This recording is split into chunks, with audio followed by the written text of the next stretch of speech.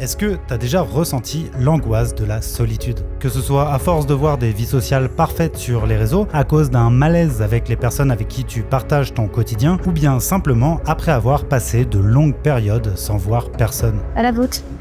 Eh bien, si c'est le cas, tu es loin d'être un cas isolé puisqu'en France, un adulte sur deux déclare se sentir seul. Un chiffre qui monte même jusqu'à 71% chez les 18-24 ans. Dans toute trajectoire de vie, vous ou moi, même si aujourd'hui tout va bien, demain, on peut être seul. Pendant que des centaines de jeunes se réunissent dans des parcs pour faire des trucs absurdes comme crier ensemble ou manger des yaourts avec une fourchette, ou que des gens viennent à s'attacher à des avatars virtuels, on a récemment vu les murs du métro parisien recouverts de publicités pour des applications de rencontres amicales ou même pour une sorte d'amis sous forme d'intelligence artificielle intégrée dans un collier à avoir toujours sur soi. Alors, à quel moment la solitude, c'est devenu un business? Eh bien, dans cette vidéo, on va creuser tout ça afin de comprendre quelles sont les limites de ce qu'on peut désormais appeler l'économie de la solitude, qui, en plus de ne pas être très efficace, aurait plutôt tendance à empirer les choses. Et grâce à différents témoignages, on va voir comment, en revenant à quelques recettes simples, on pourrait en finir collectivement avec cette épidémie de solitude.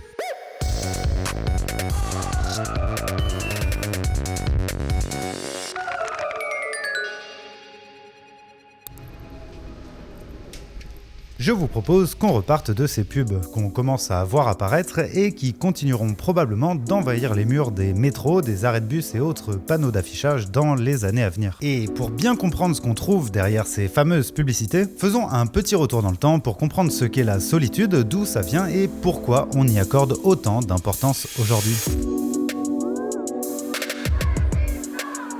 On est isolé, dans la solitude, on est abandonné par tout le monde. C'est évidemment avec le Covid et les différents confinements que le concept de solitude, jusqu'ici réservé plutôt à la sphère intime, est devenu une question politique et médiatique. Cependant, le phénomène existait bien avant 2020. Il y a d'ailleurs une sorte de consensus d'experts pour dater l'apparition de cette notion autour des 19 et 20e siècles. Après avoir épluché des documents médicaux, des essais mais aussi des journaux intimes des populations occidentales sur les derniers siècles, l'historienne britannique Faye Bunt-Alberti estime que la notion de solitude ne peut être abordée en dehors des changements profonds qu'ont été l'individualisme, le consumérisme et le capitalisme. En gros, dans la société occidentale pré-industrielle, les individus avaient une organisation sociale plus communautaire. Et c'est avec le travail industriel, l'urbanisation massive et l'individualisation de la notion de bonheur que serait apparu le sentiment de solitude. Un phénomène qui s'est intensifié tout au long du XXe siècle, notamment avec un repli sur la sphère familiale, un sentiment d'appartenance qui se réorganise autour de la consommation et des individus de plus en plus tournés vers le confort du foyer. L'aménagement et la décoration de la maison occupent désormais tout l'intérêt de la population, tandis que l'architecture publique a dégénéré en une banalité dénuée de caractère. La grande télévision remplace le cinéma bondé, la bière achetée à l'épicerie remplace le bistrot et les discussions devant la télé remplacent les disputes entre copains. Et les années 2020 ont été des années de rupture et de prise de conscience. Dr. Murthy, welcome back to the News Hour. Thanks for joining us. C'est en 2023, quelques mois après la fin des confinements, que l'administrateur de la santé publique des États-Unis parle pour la première fois d'une épidémie de solitude. Et la même année, en France, le téléphone d'une célèbre association sonnera 3,5 millions de fois, soit l'équivalent d'un appel toutes les 9 secondes. SOS Amitié, bonjour. Afin d'en apprendre un peu plus sur la question, j'ai eu la chance de pouvoir suivre Catherine, vice-présidente de SOS Amitié et bénévole depuis plus de 12 ans, et d'assister à une journée avec elle en tant qu'écoutante dans les locaux de l'association à Mulhouse. Donc c'est un HLM, hein, c'est un bel appartement. Normalement, il y avait un lit ici, parce que comme on fait du 24-24, quand on passe la nuit, il y a peut-être un moment où on n'y arrive pas et où on s'allonge.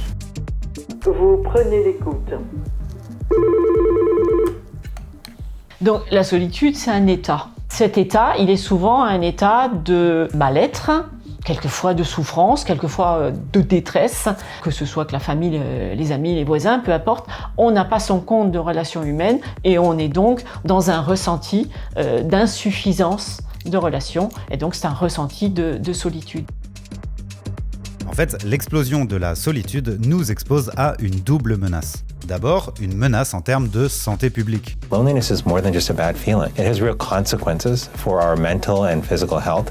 Selon un rapport de l'OMS, la solitude ferait une centaine de victimes toutes les heures dans le monde. Le manque de liens sociaux est associé à un risque de mortalité de 14 à 32% plus élevé, comparable à d'autres facteurs tels que le tabagisme, la consommation d'alcool, le manque d'activité physique, l'obésité et la pollution de l'air. Et ensuite, la solitude représenterait aussi une menace sur notre capacité à vivre ensemble pacifiquement. Selon la sociologue américaine Alison Pugh, se sentir seul, c'est se sentir profondément inutile, sans importance pour le reste du monde. Et dès les années 50, la philosophe Hannah Arendt avait alerté sur les risques autour du phénomène d'encellement, qui était un autre mot pour parler de solitude, qui, selon elle, peut être un terreau fertile à la montée du fascisme. We know that communities that are more connected have lower levels of violence, they have higher economic prosperity, they're more resilient in the face of adversity, and they're more protected against division and polarization. Et donc la solitude n'est plus une souffrance discrète dans l'intimité de chacun, c'est une question politique de premier plan qui nous concerne tous.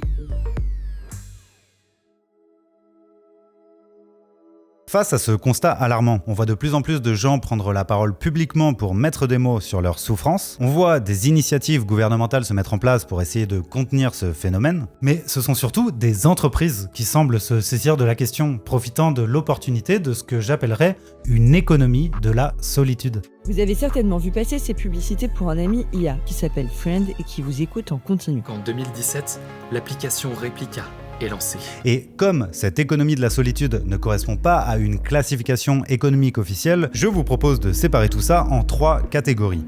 On a en gros des technologies pour se rencontrer en vrai, des technologies pour interagir en ligne et des technologies pour remplacer les interactions humaines. Alors première catégorie, les solutions pour se rencontrer IRL. Là on retrouve plein d'applications locales ou bien organisées autour de thématiques comme la musique, les loisirs créatifs ou le sport. Mais on retrouve également quelques grosses entreprises comme l'application TimeLeft ou bien les grandes applications de rencontres qui, face à la crise du dating amoureux, sont en train de se repositionner sur le créneau des rencontres amicales. On pourrait également intégrer ici les plateformes de location d'amis comme Rent a Friend, même si contrairement à des pays comme le Japon ou les États-Unis, ça ne semble pas du tout avoir pris en France. Et donc pour avoir un ordre de grandeur, ce marché aurait totalisé environ 4,3 millions de téléchargements sur la seule année 2025. Deuxième catégorie, toutes les applications et les plateformes qui permettent d'interagir avec d'autres humains en ligne. Alors là, ça comprend aussi bien l'ensemble des réseaux sociaux qu'une bonne partie du secteur du jeu vidéo. Et donc évidemment, c'est tellement vaste que je vais pas en faire une liste exhaustive. Et enfin, troisième et dernière catégorie, les compagnons 100% virtuels qui remplacent les interactions humaines. Là, on retrouve aussi bien des agents conversationnels servant d'amis, d'amants ou de thérapeutes virtuels avec lesquels on peut communiquer par écrit, en parlant ou même par la réalité augmentée. Et là, c'est typiquement le collier doté d'une intelligence artificielle qui est censé combler notre manque de relations sociales qu'on trouve sur les pubs dont j'ai parlé un peu plus tôt, qui sont en train d'envahir le métro parisien au moment où cette vidéo est en train de sortir.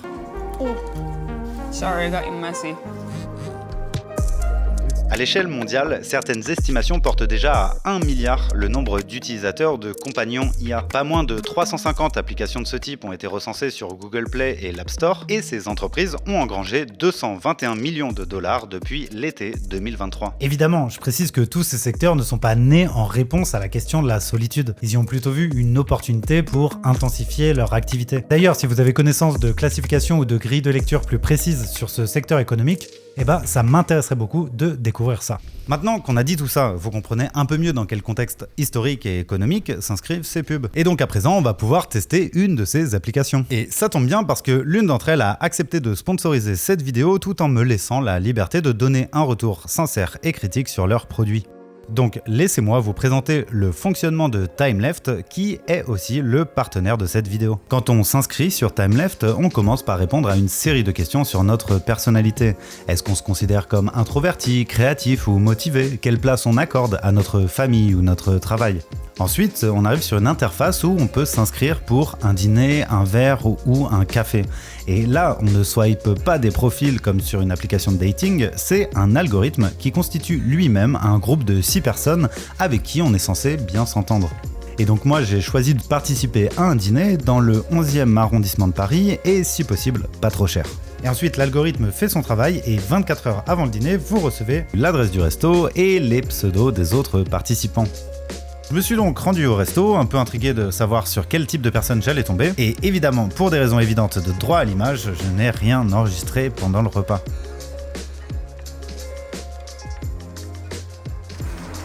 Ok, alors, je sors du resto, au final on était 6, il y avait 3 mecs, 3 meufs. Pendant les premières minutes, on était tous un peu stressés, puis très vite les conversations sont devenues plus naturelles. Et à la fin, on a même créé un groupe WhatsApp pour rester en contact. Alors évidemment, on n'est pas devenus les meilleurs amis du monde, c'est d'ailleurs pour ça que l'application t'incite à participer à plusieurs événements et à revoir les gens. Si tu te sens seul, c'est un outil qui peut t'aider à faire le premier pas et à rencontrer des gens qui sont dans la même démarche que toi. Je pense par exemple aux gens qui déménageraient dans une ville nouvelle où ils connaissent pas grand monde pour sortir. Donc, si vous voulez tester TimeLeft, vous trouverez un lien sous la vidéo, vous pouvez aussi utiliser le QR code à l'écran et avec le code Réflexion30, vous bénéficiez de 30% de réduction sur toutes les inscriptions. Alors téléchargez l'app, inscrivez-vous à un dîner ou un café et voyez ce que ça donne.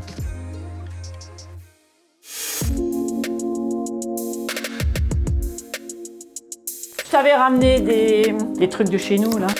Hop, et le café. En passant une journée aux côtés de Catherine, j'ai pu l'observer, écouter les gens. Tous les gens, quoi qu'ils puissent dire. Quand vous dites de lui, vous voulez dire du président ? Ah oui, ok.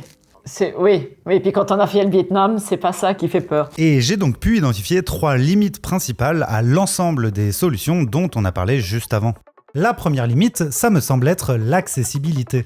Pour des raisons de bon fonctionnement et de sécurité, ces applications, et en particulier les applications de rencontres IRL, sont bien souvent payantes et disponibles uniquement dans les villes assez grandes pour qu'il y ait suffisamment d'utilisateurs. Sauf que, il y a une nuance que j'ai volontairement laissée de côté dans la définition de la solitude, sur laquelle il faut qu'on revienne maintenant. Dans la solitude, il y a aussi 2 mots. Il y a la solitude, et puis il y a isolement social, c'est-à-dire la personne qui est absolument coupée de tout lien avec la famille, avec l'environnement, avec le voisinage. C'est quelqu'un qui ne parle pas à personne pendant toute la semaine. Donc il y a vraiment une gradation. Je prends les petits gâteaux, je vais prendre ça. La solitude peut donc être comprise comme une sorte de spectre allant d'un sentiment de mal-être assez banal et universel à l'isolement social total, c'est-à-dire la personne qui objectivement ne voit plus personne. Et dans certains cas extrêmes, on peut même parler de mort sociale. Et en fait, cette distinction est fondamentale pour comprendre qu'on n'est pas tous égaux face à la solitude. Les différents travaux de recherche sur la question mettent d'ailleurs en évidence la corrélation entre solitude et précarité. Autrement dit, plus vous êtes précaire, plus vous avez des chances d'être seul. Par exemple, si le niveau de solitude est quasiment le même en ville et en campagne, c'est toujours chez les plus précaires qu'il sera plus fort. D'où le fait que les banlieues des grandes villes soient les zones avec la plus forte concentration de solitude. Et c'est la même chose si on s'intéresse à l'âge. La solitude forme une courbe en U, avec une forte proportion de personnes seules chez les jeunes ou les personnes âgées, et une moindre solitude dans les âges intermédiaires qui sont aussi les catégories les moins précaires. Et c'est assez logique. D'un côté, la précarité tend à isoler les personnes qui ont moins de temps et de moyens à consacrer à l'entretien des relations sociales, et de l'autre, une personne seule aura d'autant plus de mal à sortir de l'isolement qu'elle souffre de précarité. Vous me dites que vous êtes expulsé, mais alors vous logez où là en ce moment ? Parce que ça mange les énergies. Dormir dehors ou dormir dans sa voiture, c'est lutter au quotidien pour survivre. Le lien, on n'en a plus l'énergie. Donc oui, c'est lié à ces précarités. C'est pour ça qu'un collier IA à plus de 100 € ou une application de rencontre à 15 € par mois ne sont pas vraiment accessibles pour des personnes précaires, qui sont pourtant les plus touchées par l'isolement social. Ces solutions s'adressent plutôt à une classe moyenne supérieure de centre-ville, qui peut évidemment être affectée par un mal-être ou une peur de la solitude, mais qui sont rarement des populations isolées ou en détresse. La seconde limite qu'on retrouve dans l'économie de la solitude en général, ça me semble être la culpabilisation. En gros, avec toutes ces innovations qui inondent le marché, est-ce que ça serait pas quand même un peu la faute des gens s'ils se retrouvent tout seuls ? Eh ben j'avoue qu'avant de m'intéresser au sujet, j'imaginais pas à quel point être seul pouvait être un frein en soi pour rencontrer d'autres personnes. Si t'as pas de groupe de potes, t'es un peu bizarre, t'es un peu chelou. Louise est une jeune lilloise de 23 ans. Après de nombreux déménagements au cours de sa jeunesse et une arrivée dans les études supérieures en plein Covid, elle a passé une longue partie de sa jeunesse sans vraiment avoir d'amis. Moi je sais que quand je viens de rencontrer quelqu'un, que ce soit un garçon ou des filles, enfin voilà, j'essaie de pas trop pas trop parler des potes ou des trucs comme ça. S'il y a autant de tabous, c'est que la solitude repose bien souvent sur ce qu'on appelle un accident de la vie. Que ce soit la perte d'un travail, un déménagement, un deuil, la maladie ou plein d'autres choses plus ou moins graves. Et en fait, la plupart des solutions proposées font comme si les accidents de la vie, les tabous ou la perte de confiance en soi n'existaient pas. Comme si pour ne plus être seul, il suffisait de sortir de chez soi, d'aller dans un café ou un lieu public et de commencer à discuter avec des gens. J'ai vu pas mal de vidéos, même il y a pas très longtemps et dernièrement, de filles qui faisaient des vidéos TikTok. Et il y en a beaucoup qui disaient, si une fille que vous voulez rencontrer, que ça devient votre copine et que vous vous rendez compte qu'elle n'a pas forcément d'autres copines, méfiez-vous. On met l'accent sur la responsabilité individuelle. Il faudrait sortir, réussir à se faire des amis, trouver un sens à sa vie. Et donc, on passe à côté des facteurs sociaux et économiques à l'origine de la solitude. Autrement dit, on culpabilise les personnes seules en transformant une situation économique et sociale en un problème de caractère et de volonté. Et on arrive à la troisième et dernière limite, et potentiellement la plus alarmante, un grand nombre de ces solutions finissent par détruire les interactions sociales. Sup, honey? Hey! How's the meat? Nom nom noms.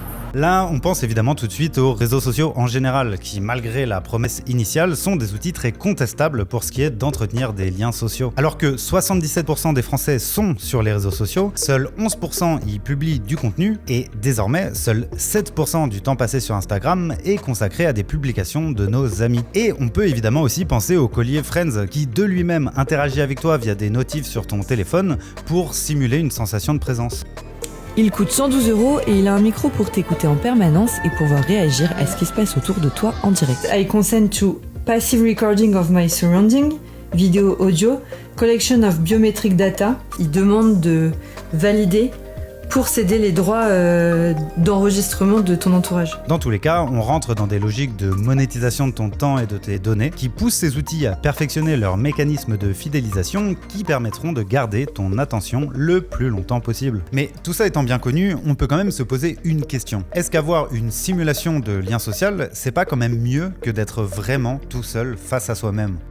They're fun, they are robotic, but they're a really nice companion for people. Il y a pour certains une seule attente qui est « moi j'ai besoin de déposer là maintenant, je parle de moi, je veux qu'on m'écoute ». Ça m'est arrivé 2 fois que mon interlocuteur me dise « et même si vous étiez un robot, moi j'ai besoin de parler ». Si on est de plus en plus nombreux à déjà avoir été séduits par la bienveillance et la disponibilité sans faille de chatbots IA, eh bien c'est précisément parce que pouvoir formuler un mal-être sans être jugé, ça peut faire du bien. C'est d'ailleurs exactement à ça que sert une association comme SOS Amitié. Permettre de briser certains tabous est une étape souvent indispensable pour avancer. Pour certains appelants, c'est le premier moment où on dit quelque chose, où on parle du viol qu'on a subi quand on était petit, où on parle de maltraitance, où on parle de choses qu'on a tues quelquefois pendant 20 ans, 30 ans. Et souvent, avant d'aller voir le psy, avant d'être prêt pour ça, on commence à petits pas par le dire ici. Si formuler une détresse peut être bénéfique, ça ne remplace pas la création de liens sociaux humains. En fait, ça nous oblige à nous demander, au fond, qu'est-ce qui différencie un véritable ami d'une simulation d'amitié en IA ? Eh bien, le sociologue Serge Pogam propose une définition qui permet de clarifier tout ça. Selon lui, on peut appréhender la qualité d'une relation sociale selon 2 critères, la protection et la reconnaissance. Pour le dire avec des mots simples, une relation est qualitative à partir du moment où on peut compter sur la personne, mais aussi où on sait qu'on compte pour la personne. Et le propre d'un compagnon virtuel, c'est évidemment de pouvoir compter sur lui à l'infini, au point parfois de nous désapprendre à fonctionner avec les autres, tout en sachant pertinemment qu'on ne comptera jamais vraiment pour lui, sauf évidemment pour ce qui est de la monétisation de nos données et de notre temps. Toute cette controverse autour des colliers IA montre également comment le capitalisme de la solitude est une pente glissante vers un capitalisme de surveillance toujours plus pernicieux. Dans la même logique, la ville de Séoul en Corée du Sud, dans son ambition plutôt louable de vouloir devenir la première ville zéro solitude, a mis en place toute une politique d'identification des personnes seules via leur facture d'eau ou d'énergie. C'est un projet qui a été grandement critiqué pour les atteintes posées en termes d'utilisation des données personnelles des citoyens concernés. Alors, comme le dit une journaliste britannique dans Le Guardian, si vous cherchez un engagement authentique et profond, trouvez quelqu'un qui sache vous regarder comme un chatbot IA regarde vos données. Si les solutions proposées par le capitalisme de la solitude sont soit inaccessibles aux plus précaires, donc aux personnes isolées, soit culpabilisantes en faisant reposer la faute sur les personnes seules, soit dangereuses car finissent par nous couper des autres, comment faire pour quand même parvenir à vaincre cette solitude? Et bien pour ça, je vous propose d'aller à la rencontre de personnes qui ont des solutions qui, à minima, ont fonctionné pour elles.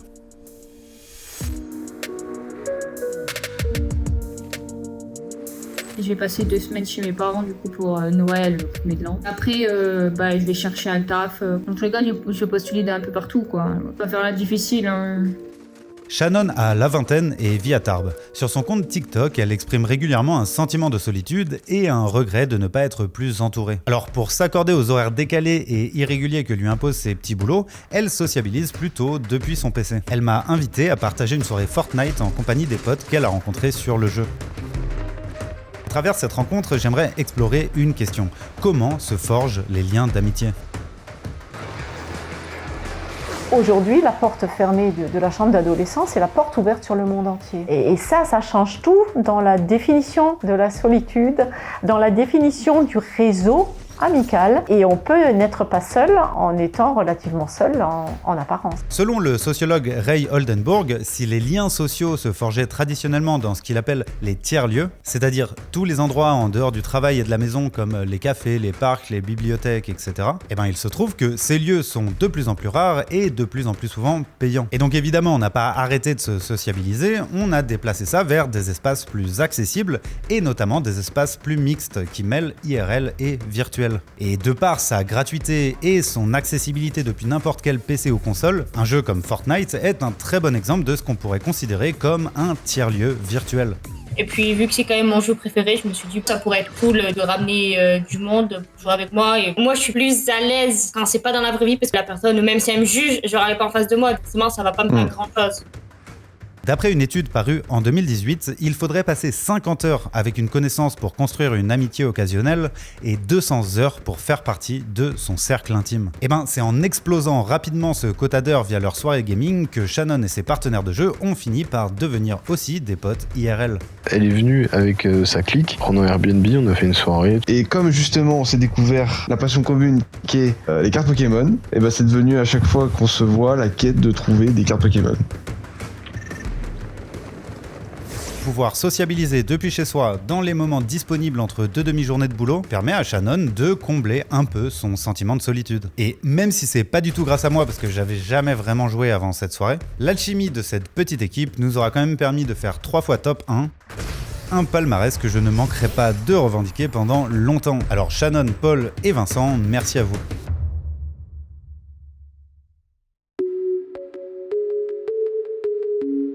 Souvent les clubs de run, ils se donnent un peu rendez-vous là. Donc on va juste là, après il y a un bar et on se met juste devant. À Lille, je retrouve Loïs dans un café. Après de nombreux déménagements au cours de sa jeunesse et une scolarité en plein Covid, elle a longtemps considéré qu'elle avait raté le coche pour se constituer un groupe d'amis. Et voilà, donc en fait on se compare beaucoup, on se dit moi j'ai pas ça. Quand est-ce que je vais pouvoir l'avoir? Est-ce que même je l'aurai un jour? Et si déménager dans une grande ville comme Lille était pour elle une opportunité de rencontrer des gens, elle n'y a pas tout de suite trouvé son compte. En fait, j'ai voulu rejoindre un club de run et donc j'avais proposé à une de mes amies qui court de venir avec moi. Et en fait, on est arrivé au lieu de rendez-vous, on s'est rendu compte qu'il y avait plein de groupes, on a l'impression que tout le monde se connaissait déjà. Et du coup, on n'a pas osé en fait rejoindre un des groupes.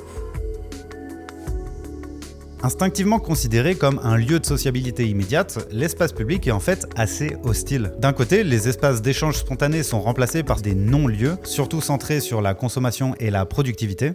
Et de l'autre, les politiques publiques ont tendance à criminaliser ces espaces, en multipliant notamment les dispositifs contraignants pour les gens qui occupent l'espace public, ciblant principalement les personnes jeunes, précaires et racisées.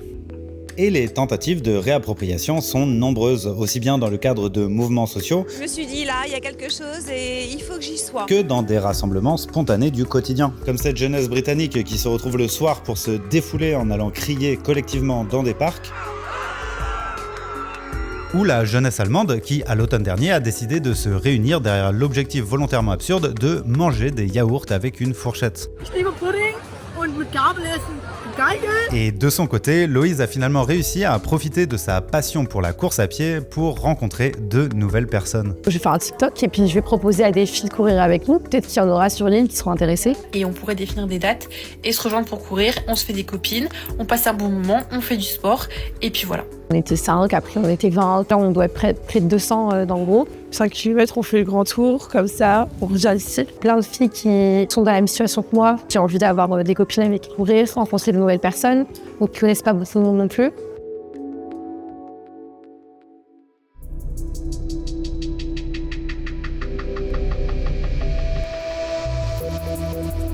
Je termine cette vidéo à Nantes où Léa me fait visiter la Maison Providentielle, un lieu associatif destiné à lutter contre la solitude des femmes. Donc c'est une maison qui a été créée il y a 5 ans pour accueillir toutes les femmes qui sont confrontées à la solitude et à l'isolement. Donc c'est une maison qui accueille toutes celles qui ont vécu un accident de la vie, quel qu'il soit. Ici, chacune peut arriver avec des besoins spécifiques et sera accueillie n'importe quand, tous les jours, du matin au soir, sans rendez-vous et sans avoir à prévenir. En fait, c'est avant tout un lieu de vie chaleureux, pensé pour qu'on s'y sente bien. Chacune a le badge en fonction de l'équipe dans laquelle elle est, en fonction de si elle recherche au travail, si elle vient plutôt pour la santé mentale, découvrir son territoire, découvrir sa ville. Et la dernière, c'est l'équipe Popette et Papote qui est ici en bleu. Et c'est l'équipe qui va faire vivre un peu la maison. Pensée comme un lieu agréable, chaleureux et bienveillant, mais surtout animé et ouvert en permanence, cette maison est une sorte de care-lieu, c'est-à-dire un lieu destiné à recréer le lien social là où il a été abîmé. Ici, les femmes dans ces maisons, elles ont toutes eu un soutien psy, médicamenteux ou avec d'autres structures sociales. Ça permet justement de s'aider mutuellement et d'avancer ensemble parce qu'on se comprend mieux, quoi. Aujourd'hui, j'ai plus envie d'être associée à l'idée d'un groupe de femmes qui se fait du bien et qui se donne des forces pour aller de l'avant, plutôt qu'à quelque chose de trop, je ne veux pas dire misérabiliste parce que c'est pas l'idée du tout, mais ça peut être aussi ça. Qu'on soit une jeune étudiante ou une retraitée, on a vraiment de tous les profils, de tous les milieux sociaux, de tout revenu aussi. Voilà, c'est hyper varié, c'est ce qui fait la force et la richesse de cette association. Selon une étude publiée en 2024, si nos amis ou nos connaissances se ressemblent trop, ça n'augmente plus notre bien-être. Fréquenter des gens d'horizons différents est donc une bonne manière de réduire son sentiment de solitude. Avant de partir, j'ai eu la chance de participer à un café d'envol. Quand quelqu'un quitte la maison, souvent au bout de plusieurs mois, voire plusieurs années, les autres sont là pour lui rappeler qu'elle pourra toujours compter sur les liens de solidarité qu'elle a créés ici. Lui en relation libre ? Non, jamais de la vie. Ah, c'est quoi la relation libre ? Alors Monique, qu'est-ce qui colle ? Alors, quel bilan tirer de tout ça ? Vous vous rappelez du ministre américain qui avait parlé d'épidémie de solitude ? Selon l'historienne Fayboun Alberti, c'est un peu une connerie, parce qu'en utilisant le terme d'épidémie, on impose un cadrage. Considérer la solitude comme un mal universel qui toucherait tout le monde, un peu comme le Covid, non seulement ça empêche de comprendre qu'on n'est pas égaux et que certains sont touchés bien plus violemment que d'autres, mais en plus, c'est l'opportunité pour l'émergence d'un capitalisme de la solitude qui va chercher à nous vendre des remèdes miracles, comme on trouverait le vaccin qui endiguerait une épidémie. Alors, commençons par regarder les inégalités en face, à accepter de tâtonner face à la diversité des situations et privilégions les approches humaines, locales et par des personnes formées. C'est pourquoi je conclurai cette vidéo par un appel à l'action simple: soutenez et défendez les associations. Si on a tant besoin des associations, c'est parce qu'elles permettent d'aider les gens en étant au plus près de la réalité spécifique de chaque terrain, parce que ce sont elles qui sont capables de lancer des alertes et de réunir des informations indispensables pour faire avancer les lois, et parce qu'elles sont formées pour accueillir les 19 millions de Français qui souhaitent s'engager bénévolement chaque année afin de se sentir utiles. Les associations sont donc un des meilleurs outils à notre disposition pour combattre la solitude et l'isolement social. Et je vous ai présenté SOS Amitié et la Maison Providentielle de Nantes, mais il y en a évidemment une infinité tout autour de chez vous. Et si ça me semble important de parler de ça, c'est qu'en ce moment, le tissu associatif est pas mal menacé. D'abord menacé idéologiquement, par des forces réactionnaires qui voient d'un mauvais œil leur rôle de contre-pouvoir, quand il s'agit bien souvent d'être le dernier rempart de solidarité avec des populations abandonnées, voire criminalisées par le pouvoir politique. J'ai pas pu y filmer de séquences en raison des sujets trop sensibles et de la détresse des personnes qui s'y trouvent, mais un lieu comme La Bulle à Paris fait un travail essentiel pour accueillir les associations d'aide aux personnes migrantes et LGBT qui, de par les discriminations subies qui remettent leur existence en question, souffrent de formes très dures d'isolement social, voire parfois même proches de ce qu'on appelle la mort sociale. Et ensuite, il y a une autre menace qui pèse sur les assos, celle-ci étant bien plus silencieuse, lâche et cruelle, c'est la menace budgétaire. Alors que le budget de l'État 2026 vient d'acter une baisse significative du financement des associations, de nombreuses collectivités locales abandonnent à leur tour leur soutien aux assos, notamment dans le secteur culturel. Alors, faites des dons à des assos, profitez des élections municipales de mars prochain pour élire des gens qui les défendent, ou à minima qui veulent pas les voir disparaître. Et si tu te sens seul, il semble que l'engagement associatif et la solidarité envers les personnes isolées soit un très bon moyen pour lutter contre son propre sentiment de solitude. Ce que je trouve remarquable, c'est qu'ils nous livrent là leur trip. Ils acceptent de nous faire confiance, même si c'est pour nous engueuler quelquefois, mais ils acceptent de dire tout, de dire sans phare. Et ça, c'est rare dans la vie, sans phare. Voilà, ces rencontres-là, cette magie-là. Voilà, un grand merci à toutes les personnes qui ont accepté d'apparaître dans cette vidéo. C'était un vrai plaisir de sortir un peu plus de chez moi pour aller sur le terrain. J'espère que le rendu était aussi cool pour vous à regarder. Sur ce, continuez à vous poser des questions, à politiser ce qui vous entoure. Ciao!